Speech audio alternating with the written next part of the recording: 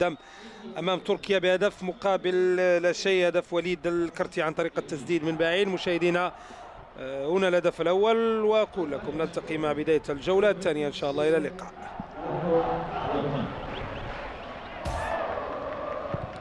الثانيه في المقابله، ونراسيه هداري من الهجمات التركيه. كره تمريره،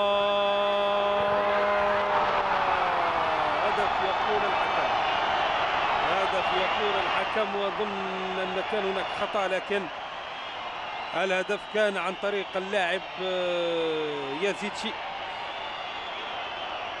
إذن تركيا تسجل هدف التعادل عن طريق محمد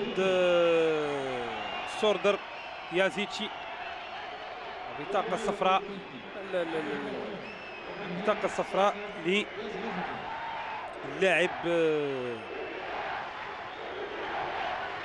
آدم النفاتي.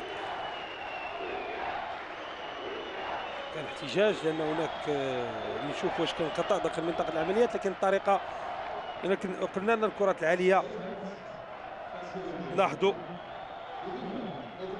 لاحظوا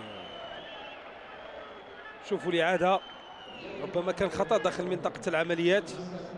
الحكم ما انتبهش لهذا الخطأ وهذه العملية، وفرصة بكل صراحة حتى كسر خطة أو ناج خطة. كرة بين هجومي الوردي.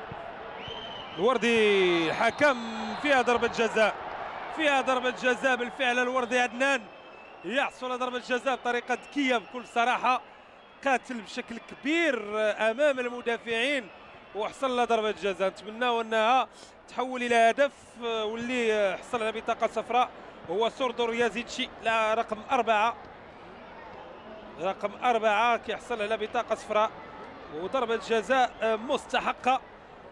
عدنان الوردي لاعب نادي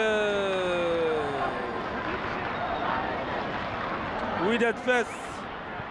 شوفوا الإعادة، نعم حصل على ضربة جزاء بطريقة ذكية، فيها ضربة جزاء. فشوفوا الإعادة مرة أخرى. عدنان الوردي حصل على ضربة جزاء لأنه الواحد هو أكثر من مرة بحث على التسجيل، بحث على كسب الثنائيات وخلق الفرص. هنا فرصة صالحة على المنتخب الوطني المغربي. هل في التنفيذ وليد الكرتي؟ غادي نتابعوا صاحب التنفيذ. فرصة،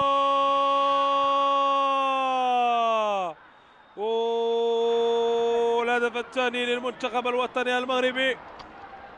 الهدف الثاني هذا المرة عن طريق رضا النوالي لاعب أكاديمي محمد السادس. إذن الهدف الثاني، شوفوا الإعادة بطريقة جميلة عن طريق ضربة جزاء 2-1. المنتخب الوطني المغربي متقدم بطريقة جميلة. كان نفذ النوالي ضربة الجزاء ب10 لاعبين.